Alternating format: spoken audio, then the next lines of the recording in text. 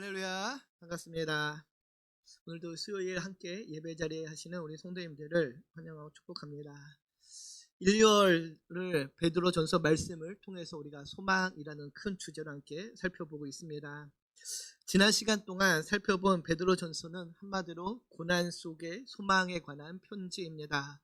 오늘 드디어 마지막 시간인데요. 사도 베드로가 이 베드로 전서를 받는 베드로 공동체에게 이 편지를 쓸 당시 성도들은 로마 제국의 조직적인 박해 앞에 있었습니다. 단순히 경제적으로 어려운 수준이 아니라 예수 그리스도를 주로 고백한다는 그 이유 하나만으로 때로는 목숨을 내놓아야 하는, 자기가 가진 모든 재산을 뺏겨야 하는 그런 불시험을 통과하고 있었습니다.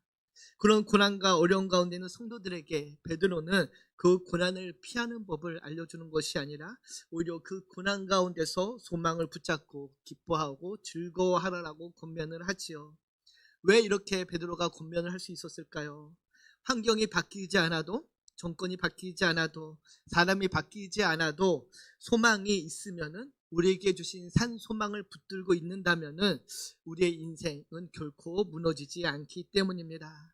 그래서 사도 베드로는 지난 시간 살펴봤듯이 소망으로 이 땅을 살아가는 주의 자녀들에게, 주의 백성들에게 종말의 신앙으로 깨어 기도할 것을 당부하죠. 이 세상에 썩어질 것을 쫓아가는 그런 인생이 아니라 세상에 취하지 말고 영원한 하나님 나라를 바라보며 정신을 차리고 깨어 기도해야 된다고 이야기합니다. 그렇게 살 것을 권면하죠. 이 세상에 마음을 둔다라면은, 이 세상에 그 썩어질 것에 연연한다라면은 아마 베드로 공동체는 그들이 당한 고난을 이겨내지 못했을 것입니다. 고난 가운데 포기하고 좌절하게 되었을 것이죠. 그러나 우리가 그 종말의 신앙으로 깨어서 영원한 하나님 나라, 우리에게 주신 그 영원한 유업을 바라본다라면은 이 세상은 잠시 머무는 곳이기에, 베드로 전서를 시작하며 흩어진 나그네라고 이야기했던 것처럼 이 세상을 나그네처럼 잠시 왔다 가는 것이기에 이 세상의 그 고난과 유혹 앞에 흔들리지 않을 수 있기 때문입니다. 그래서 베드로는 깨어 기도하라라고 이야기하죠. 근신하라라고 이야기합니다. 그리고 기도할 것을 당부하죠. 사랑하는 마음가족 여러분, 기도는 이 마지막 때를 살아가는 우리의 호흡입니다. 혼란한 세상 속에서 우리의 중심을 붙들 수 있는 그 힘, 바로 기도에 있음을 잊지 않으시길 바랍니다. 그래서 저와 여러분 역시 이 종말의 시대를 살아가고 있기에 기도의 꾼을 놓지 말고 기도의 자리를 지키시는 모두가 되기를 주님의 이름으로 축복합니다. 그리고 베드로전서에서 지난 시간 살펴봤듯이 서로 사랑하는 공동체로 세워나갈 것을 이야기하죠. 사랑은 허다한 죄를 덮을 뿐만 아니라 공동체를 굳건하게 세워주는 힘이기 때문입니다.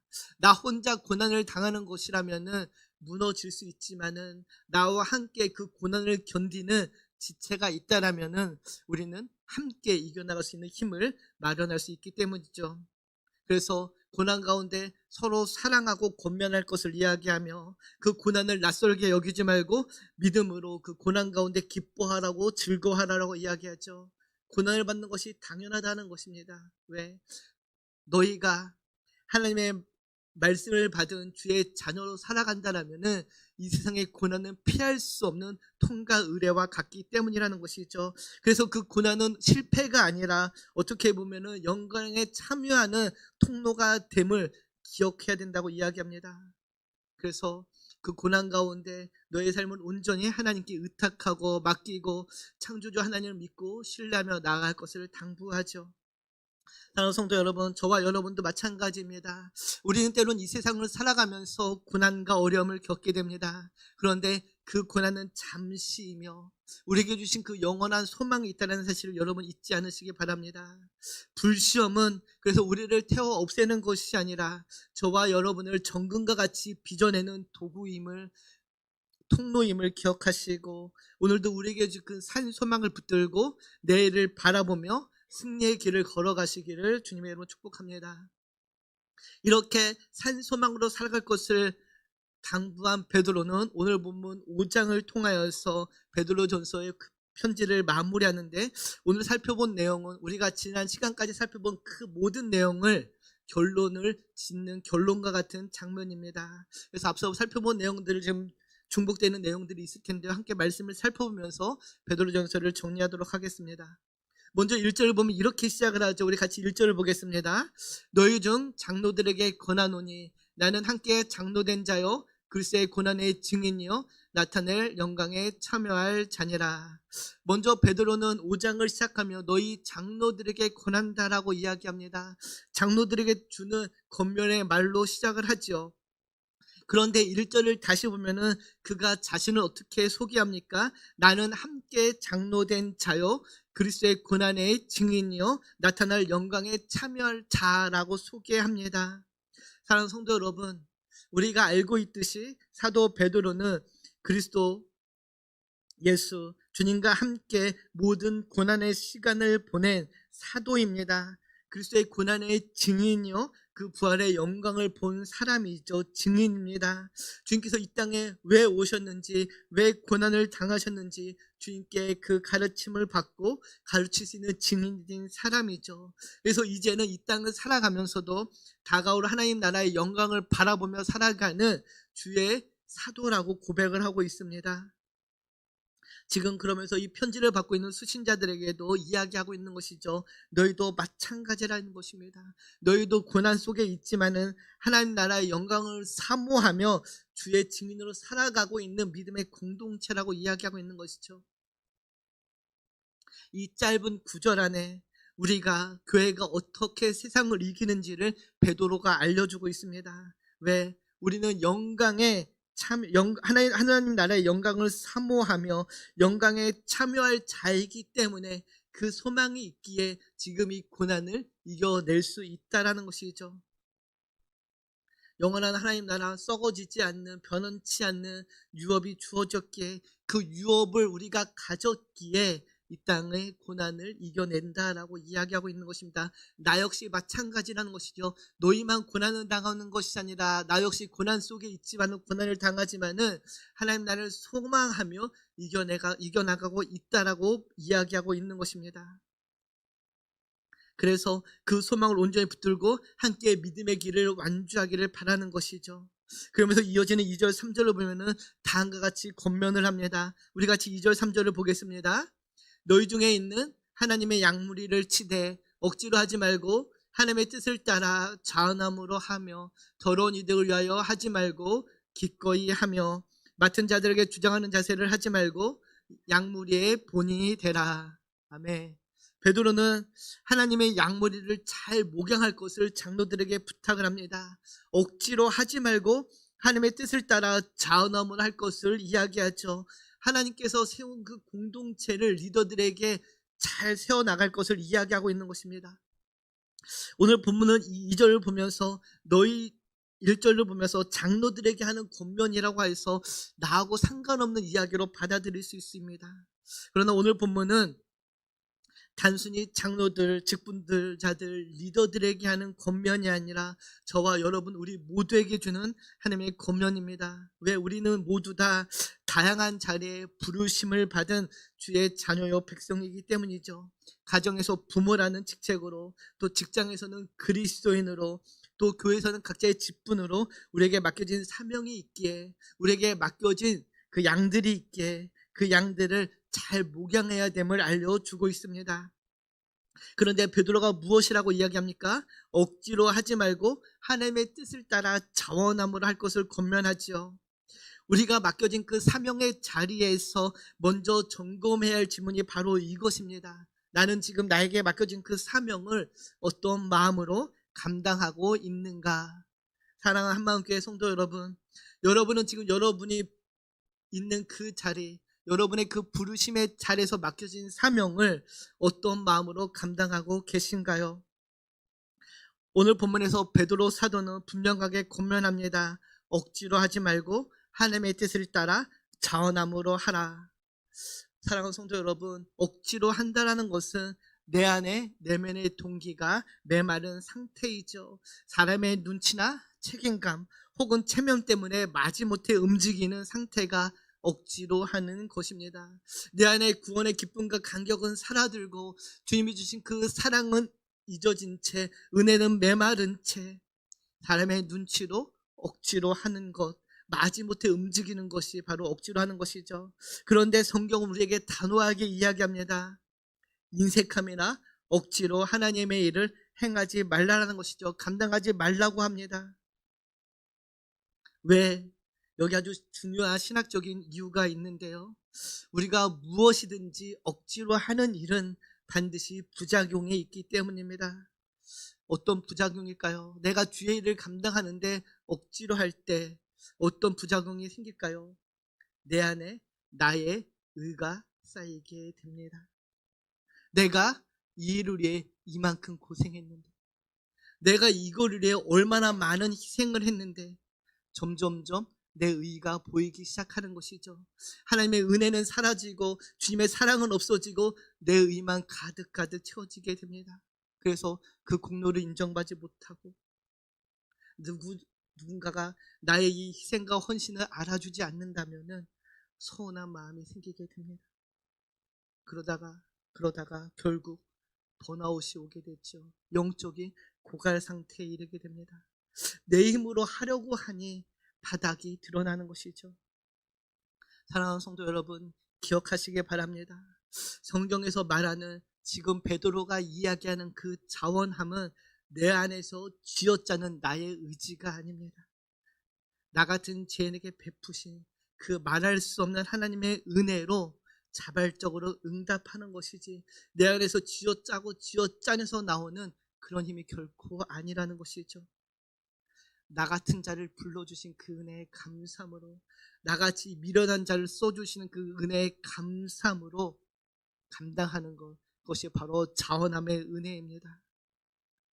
그래서 고린도후서 9장 7절을 보면은 이렇게 이야기하죠. 우리 같이 보겠습니다. 각각 그 마음에 정한 대로 할 것이요 인색함으로나 억지로 하지 말지니 하나님은 즐겨내는 자를 사랑하시느니라.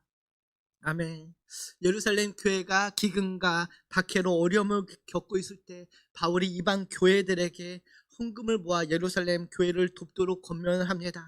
고린도 교회도 마찬가지죠. 그들도 우리가 자원함으로 이 일을 감당하겠다라고 약속했지만은 1년 정도 시간이 지난 후에도 그들의 어떤 행동을 하지 않자 바울이 다시 한번 권면하고 있는 것입니다. 무엇라고 권면합니까? 마음에 정한 대로 할 것이요 인색함으로 억지로 하지 말지니 하나님은 즐겨나는 자를 사랑한다라고 알려주고 있는 것이죠. 하나님은 인색함이 아니라 그 마음에 정한 대로 즐겨내는 자를 사랑하십니다. 이 말씀은 꼭 물질인 헌금뿐만이 아니라 오늘날 우리에게 주어진 시간과 재능, 섬김과 헌신에도 동일하게 적용될 것입니다. 사랑하는 성도 여러분, 하나님은 자원하여 즐겨내는 자를 사랑하십니다. 기쁨으로 감당하는 자를 사랑하시죠. 이 자원하는 심령이 무엇인지를 가장 잘 보여준 인물 중에 한 명이 바로 리빙스턴입니다. 아프리카의 선교사였죠.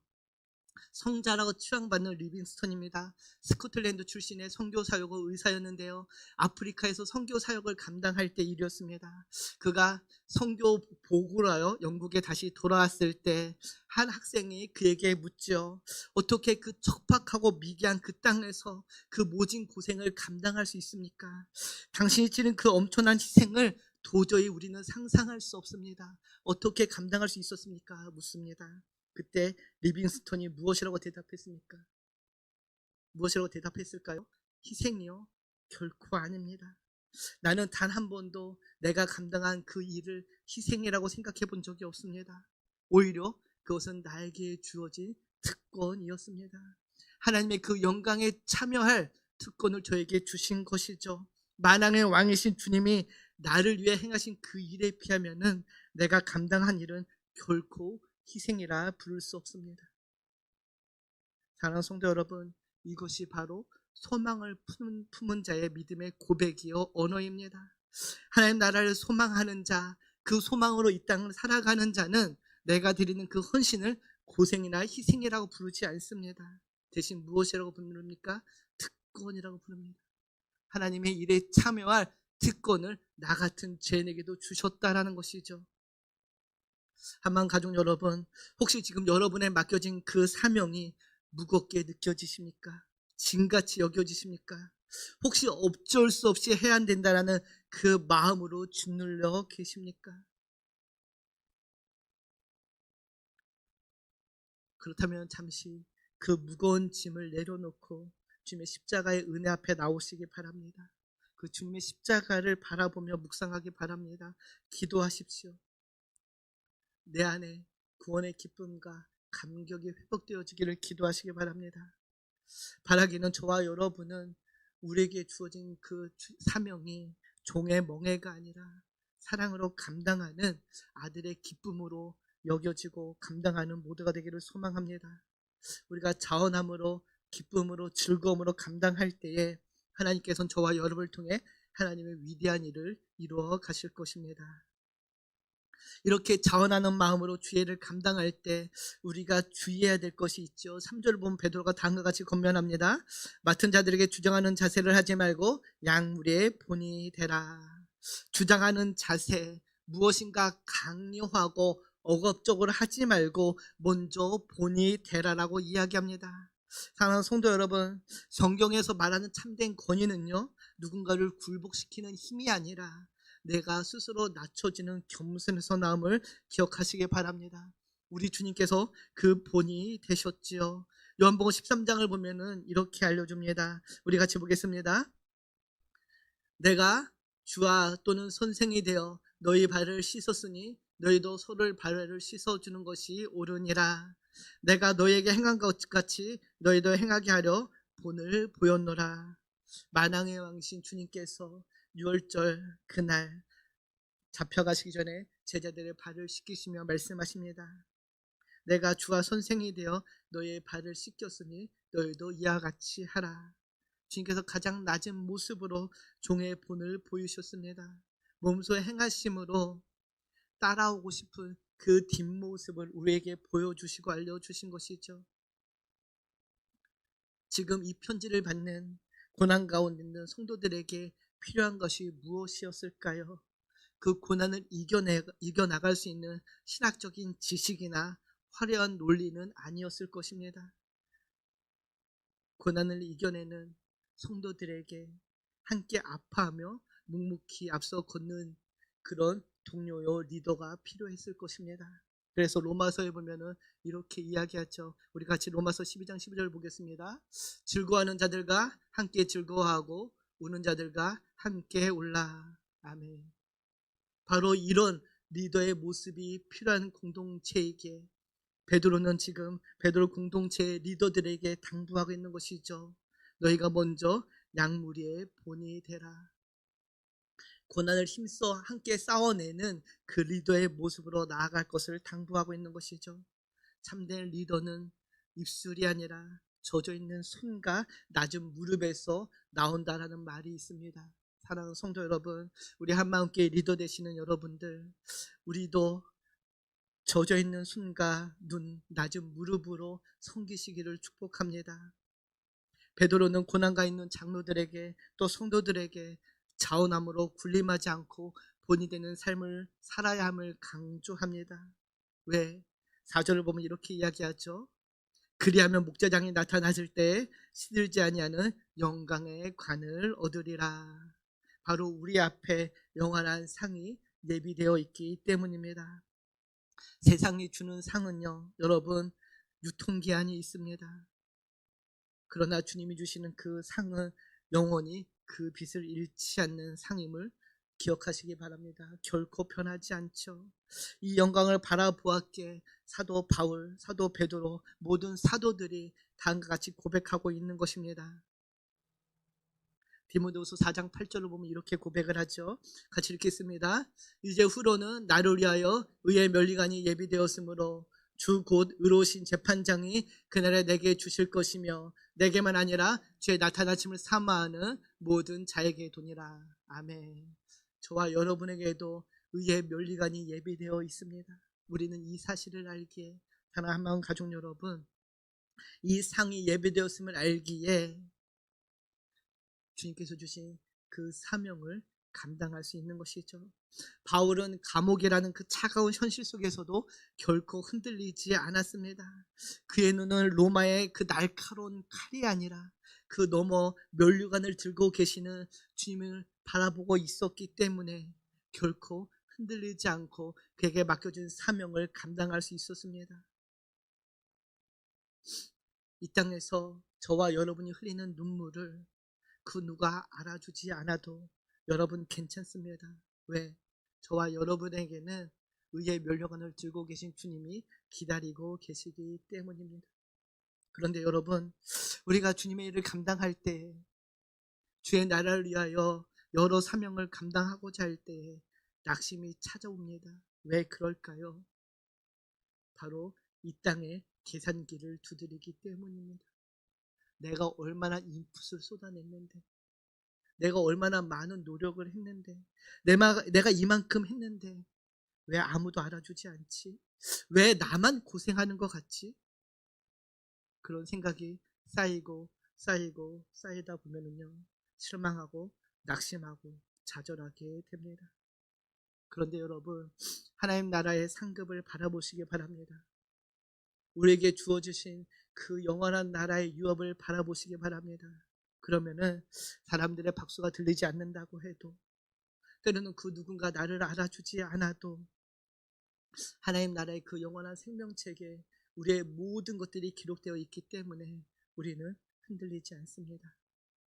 바라기는 그 하나님 나라를 바라보며 이 땅의 것을 연연하지 않고 나아가는 저와 여러분이 되기를 소망합니다.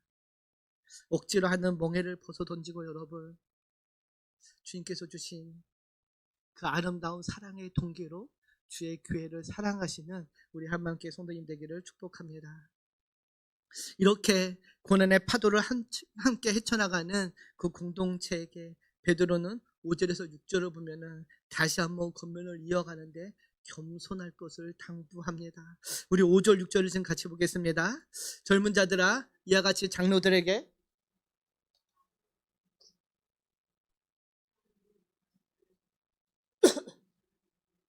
은혜를 주시느니라. 그러므로 하나님의 능하신 손 아래에서 겸손하라. 때가 되면 너희를 높이시리라. 아멘. 베드로 공동체에게 주는 마지막 권면, 겸손입니다. 허리를 동일하라는 것은요, 당시 종들이 주인을 섬기기에 앞치마를 두르던 모습을 연상시킵니다. 즉 겸손은 단순히 마음의 상태가 아니라 구체적으로 남을 섬기기 위해 나를 낮추는 준비된 태도라는 것이죠. 놀라운 사실은 하나님께서 죄인은 불쌍히 여기시지만은 교만한 자는 대적하신다라고 이야기합니다. 그러니 너희는 능하신 손 아래서 겸손하라라고 이야기하지요. 왜 이토록 겸손을 강조했을까요? 교만은, 사랑하는 성도 여러분, 하나님이 일하실 자리를 내가 차지해 버리는 것입니다. 내가 내 안에 가득 차 있으면 하나님이 들어오실 공간이 없지요. 그러나 내가 비워지고 낮아질 때 그곳에서 비로소 하나님의 역사가 시작되는 것입니다. 베드로가 이 사실을 깨달았기 때문에 지금 믿음의 공동체에게 겸손할 것을 당부하죠. 특별히 고난 앞에 겸손한 자는 어떤 삶의 모습을 취할까요? 7절에 그 사실을 다음과 같이 알려줍니다. 우리 7절을 보겠습니다. 같이 읽습니다.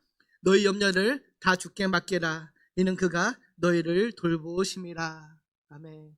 너희 염려를 다 주께 맡기라. 사랑하는 성도 여러분, 오늘 설교의 핵심입니다. 겸손한 자는요, 염려를 다 주님께 맡기는 자입니다. 겸손은 결국 나의 삶을 온전히 주님께 맡기는 삶의 모습이죠. 나의 삶의 모든 문제를 주님께 맡기는 것, 그것이 바로 겸손입니다. 겸손한 자는 내가 스스로 해결할 수 있다고 생각하지 않죠. 그래서 우리의 삶의 주인 되시는 주님께 그 문제를 갖고 나아가서 주님께 맡기는 자입니다. 여기서 재밌는 단어가 맡기다라는 단어인데요, 에피리토라는 헬라어입니다. 이는 단순히 이렇게 건네주는 그런 것이 아니라 힘차게 던지다라는 뜻이 있습니다. 혹시 낚시 좋아하시는 분 계신가요? 낚시할 때 낚싯대를 어떻게 하나요? 캐스팅이라고 그러죠. 힘차게 다들 향해 던지듯이 그렇게 힘차게 던지라는 의미입니다.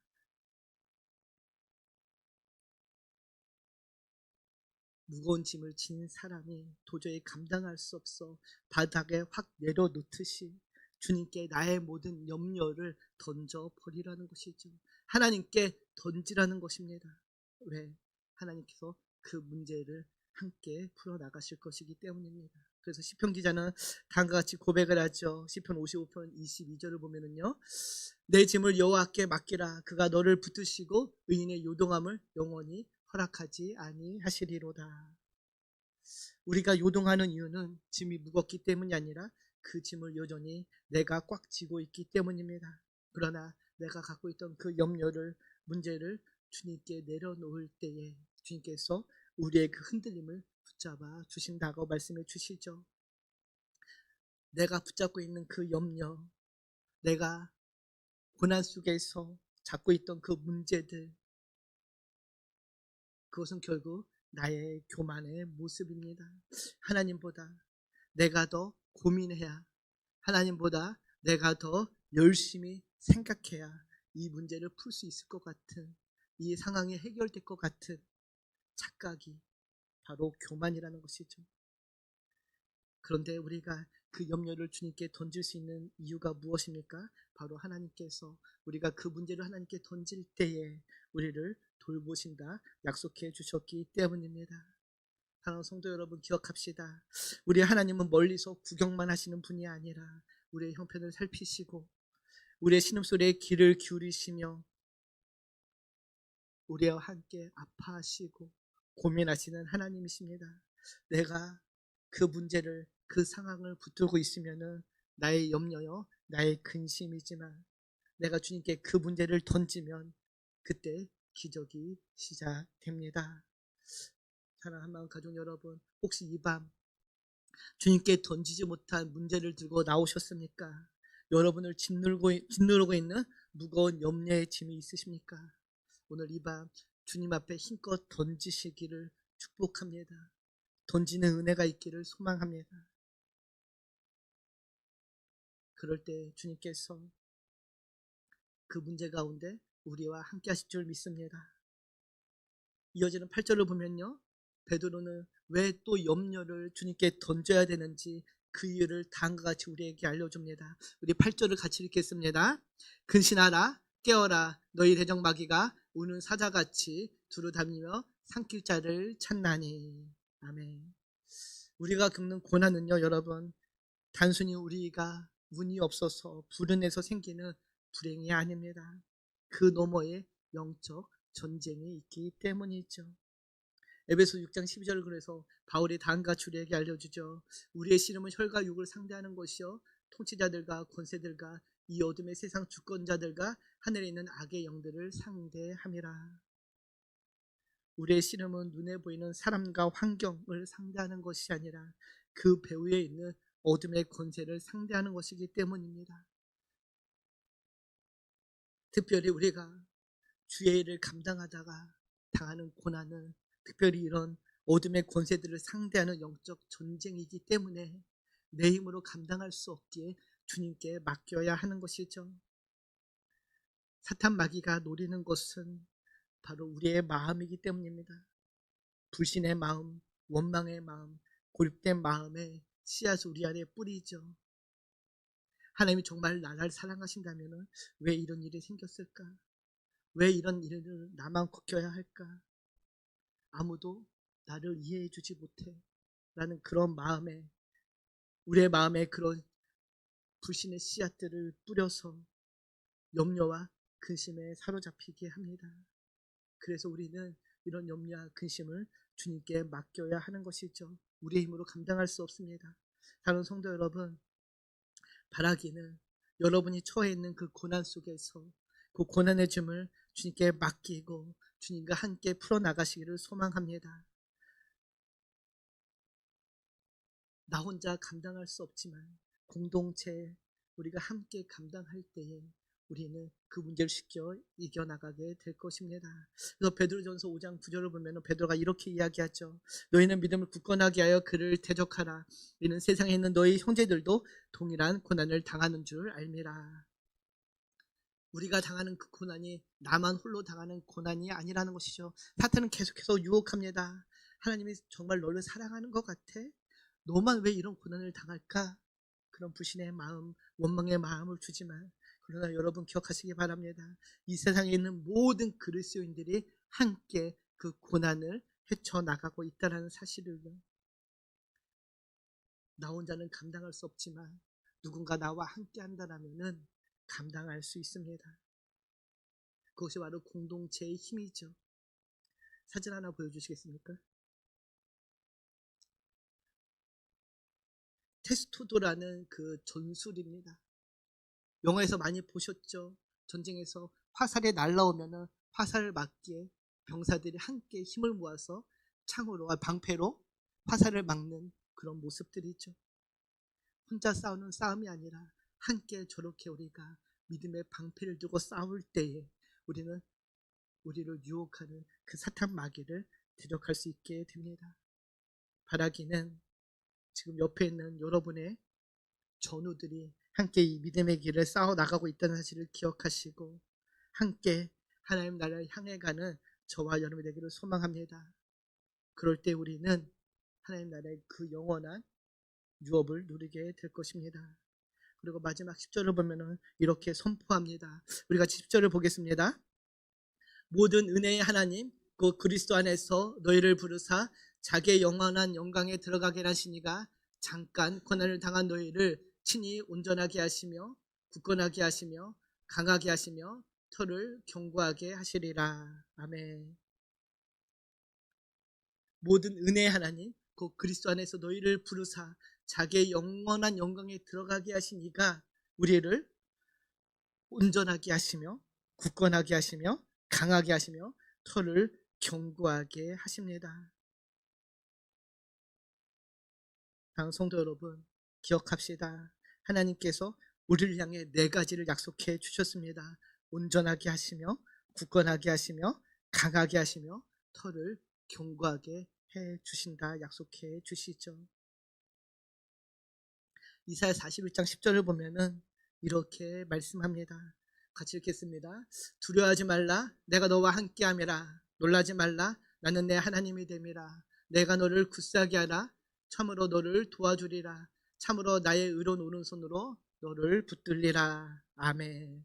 그 하나님께서 오늘도 우리를 온전하게 하시고 굳건하게 하시고 강하게 하시며 터를 견고하게 하셔서 모든 고난 속에서 우리를 붙들어 주십니다.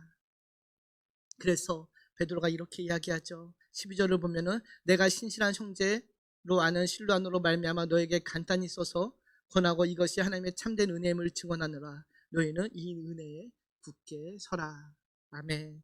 하나님께서 우리를 붙잡아 온전하게 하시며 굳건하게 하시며 강하게 하시며 터를 견고하게 하시는 그 은혜 위에 굳건하게 서라라고 이야기합니다. 사랑하는 성도 여러분, 우리가 이 믿음의 길을 걸어갈 때에 내가 지금 어디 위에 서 있는지가 중요합니다. 우리가 서 있어야 할 곳은요, 요동치는 세상의 파도가 아니라 변하지 않는 하나님의 은혜의 반석 위입니다. 은혜의 소망 위에 굳게 설 때 우리는 흔들리지 않게 될 것입니다. 우리의 삶에 여전히 고난이 있습니다, 여러분. 환경은 흔들리고 주변의 사람들은 변하고 때론 우리의 감정도 요동칩니다. 그러나 한 가지 변하지 않는 것이 있습니다. 바로 저와 여러분을 끝까지 사랑하시는 하나님의 은혜입니다. 그래서 우리가 붙들어야 할 것은 상황이 아니라 바로 그 은혜의 소망입니다. 오늘 설교 제목이 은혜 위에 굳게 서서 영광을 바라보라입니다. 사랑하는 성도 여러분, 오늘 우리와 함께 하시며 우리를 끝까지 사랑하시는 그 하나님의 은혜 위에 굳게 서서 영원한 영광을 바라보시는 저와 여러분이 되기를 축복합니다. 나를 의지하지 마십시오. 상황을 의지하지 마십시오. 내 국룰을 의지하지 마십시오. 변하지 않는 그 하나님의 은혜에 서서 잠깐 있는 이 고난 뒤에 우리에게 찾아올 영원한 영광을 바라보며 끝까지 믿음의 길을 걸어가는 저와 여러분이 되기를 축복합니다. 그때 우리의 목자장 되시는 주님께서 우리를 붙잡아 주시고 우리를 인도해 주실 것입니다. 기도합니다. 참 좋으신 하나님 감사합니다. 고난 가운데 있는 베드로 공동체에게 흔들리지 말고 은혜의 소망 위에 굳게 서서 그 너머에 있는 영원한 영광을 바라보라라는 그 베드로의 권면이 오늘 우리에게 주어진 권면임을 봅니다. 환경은 흔들리고 사람은 변하고 우리의 감정도 요동치지만은 흔들리지 않는, 변하지 않는 그 하나님의 사랑에 깃대어 오늘도 우리에게 주어진 이 땅의 삶을 살아가게 하여 주시옵소서. 우리의 목자장이 나타나실 그날까지 흔들려도 쓰러지지 않는 은혜의 사람으로 살아가기를 소망하며 우리를 구원하신 예수님의 이름으로 감사하며 기도드립니다. 아멘.